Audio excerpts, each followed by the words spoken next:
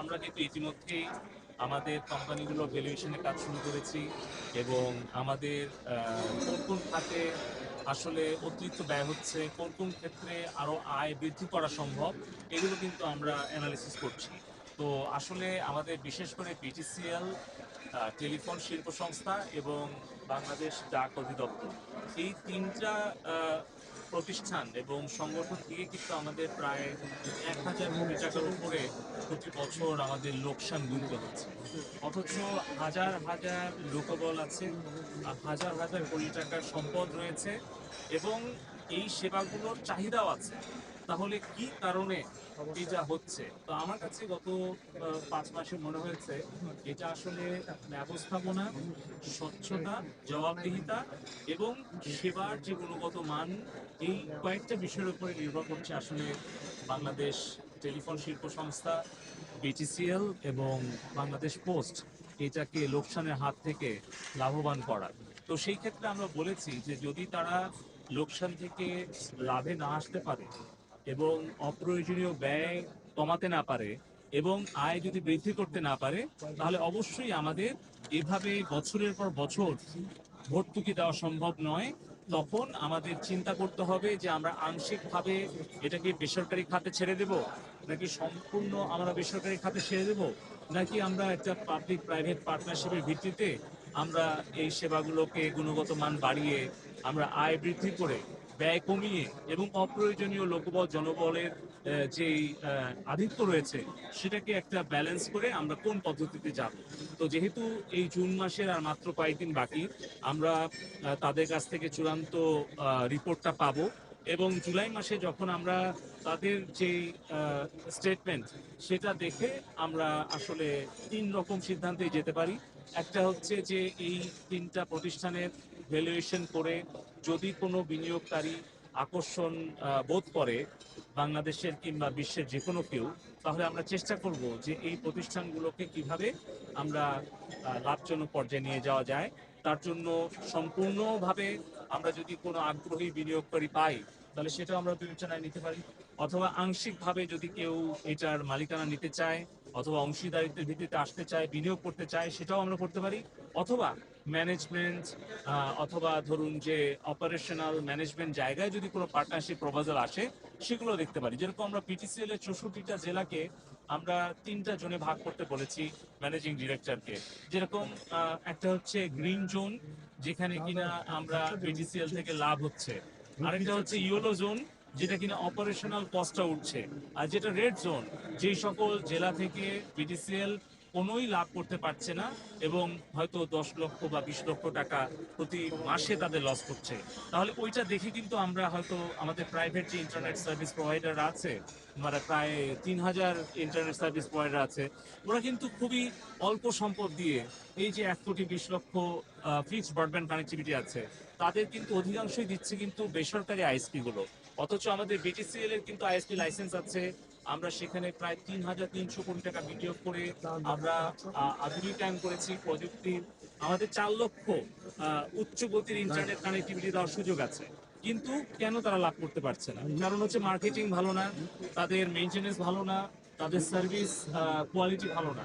যার ফলে কিন্তু গ্রাহকরা ইচ্ছা থাকলেও তারা কিন্তু বিটিসিএল এর কানেকশনটা নিতে পারছে না। আপনি লাস্ট গণশুনানি দেখেছেন বিটিআরসি তে, বিটিসিএল এর কানেকশনের জন্য তারা চাইছিল কিন্তু পাচ্ছিল না। তো এই কারণেই কিন্তু আমরা ভাবছি যে যদি প্রাইভেট আইএসপি গুলো তারা আগ্রহ প্রকাশ করে যে বিটিসিএল এর ডেটা সেন্টার, বিটিসিএল এর এই যে সুইচ, এই যে ইন্টারনেট 4 লক্ষ কানেক্টিভিটি দেওয়ার সুযোগ আছে, এটা যদি আমরা লিজ দিতে পারি, তাহলে পরে হয়তো আমরা বিটিসিএল কে কিছুটা হয়তো আর্থিক লোকসানের হাত থেকে আমরা রক্ষা করতে পারবো। একই রকম ভাবে পোস্টেরও যে 9,000 আউটলেট রয়েছে, তাদের যে ল্যান্ড রয়েছে, রিসোর্স রয়েছে, হিউম্যান রিসোর্স রয়েছে, আজকে আমি কুরিয়ার সার্ভিসের লিডারদেরকে ডেকেছিলাম, তারাও কিন্তু আগ্রহ প্রকাশ করেছে।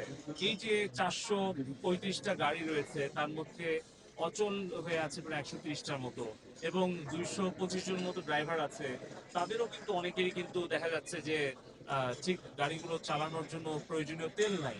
তো এই সকল ক্ষেত্র বিবেচনা করে দেখা গেল যে প্রাইভেট কুরিয়ার সার্ভিসে তাদের গাড়ির চাহিদা আছে, কিন্তু তারা টাকা দিয়ে প্রাইভেট সেক্টরে ভাড়া নিচ্ছে। আমাদের সরকারি গাড়ি আছে কিন্তু তেল নাই। এই যে আমাদের যে সম্পদ আছে, প্রাইভেট সেক্টরের যে চাহিদা আছে এবং নাগরিকদের যে চাহিদা আছে, এটাকে সমন্বয় করে আমার বিশ্বাস যে আমরা আমাদের ঐতিহ্যবাহী ডাক এবং আমাদের বিটিসিএল এবং ফেসিসকে আমরা লাভজনক করতে পারবো। আর টেলিটককে আমরা চিন্তা করছি যে অ্যাক্টিভ নেটওয়ার্ক শেয়ারিংটা খুব সাকসেসফুল হয়েছে। 2000 সিম কার্ড আমরা বাংলালিংকের সাথে সাকসেসফুল করেছি।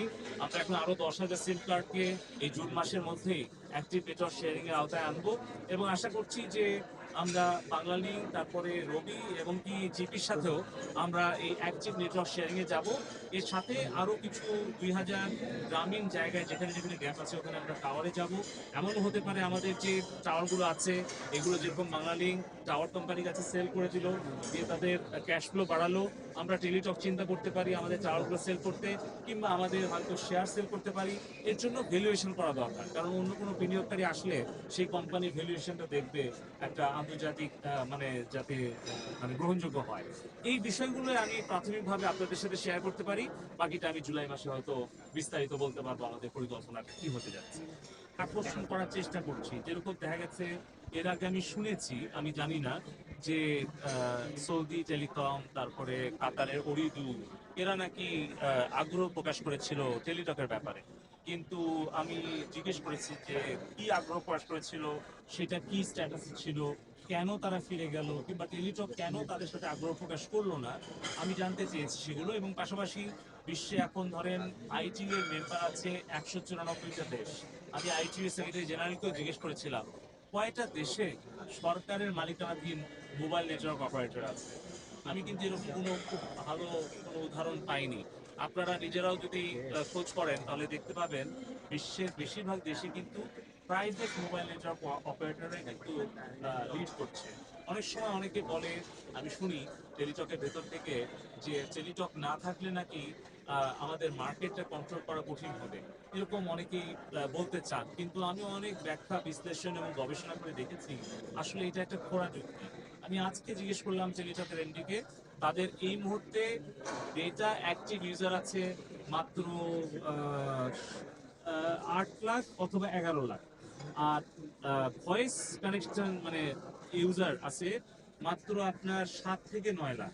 আপনি কল্পনা করেন যে এই 19 কোটি সিম গ্রাহক, তার মধ্যে আমাদের 68 লাখ হচ্ছে টেলিটকের সিম গ্রাহক। তার মধ্যে আমি জিজ্ঞেস করলাম, কারণ এতদিন পর্যন্ত আমাকে বলা হয়েছে যে 68 লাখ, 68 লাখ, কিন্তু আমি আজকে জিজ্ঞেস করেছি আজকে নেটওয়ার্কে অ্যাক্টিভ ইউজার কতজন। তখন আমি উত্তর পেলাম এটা ধরেন মানে ডেটা ইউজার মাত্র 10-11 লাখ, আর হলো ভয়েস ইউজার হচ্ছে 8-9 লাখ। এটা হয়তো প্রতিদিন ভ্যারি করে, বাট কোনো সময়ই গত 1 বছরে এটা 10 লাখ বা 20 লাখের উপরে হয়নি। তার মানে আপনি চিন্তা করেন যে এই মিনিমাম একটা একটা খুবই নগণ্য সংখ্যা ইউজার দিয়ে আপনি মার্কেটকে কিভাবে কন্ট্রোল করবেন। তার মানে এটা কোনো আসলে যুক্তি নাই। আমাদের বিটিআরসি আছে, যখন কোনো একটা অপারেটর যদি কেউ মানে মনোপলি করতে যায়, বিটিআরসি সেটা ভেঙে দিতে পারবে এবং সিগনিফিকেন্ট মার্কেট প্লেয়ার অ্যাপ্লাই আমরা করতে পারবো স্ট্র্যাটেজি। সো আমরা বিটিআরসি কে আরো শক্তিশালী এবং আরো আধুনিক এবং ব্যবসা বান্ধব করতে চাচ্ছি, যার কারণে কিন্তু আমরা টেলিকম আইন করতে যাচ্ছি। আমরা এটা নিয়ে আগামীকালকে আমরা একটা প্রেস কনফারেন্স করব এবং স্টেক হোল্ডার কনসালটেশন করব। এই কারণে আমি মনে করি যে আসলে টেলিটক, বিটিসিএল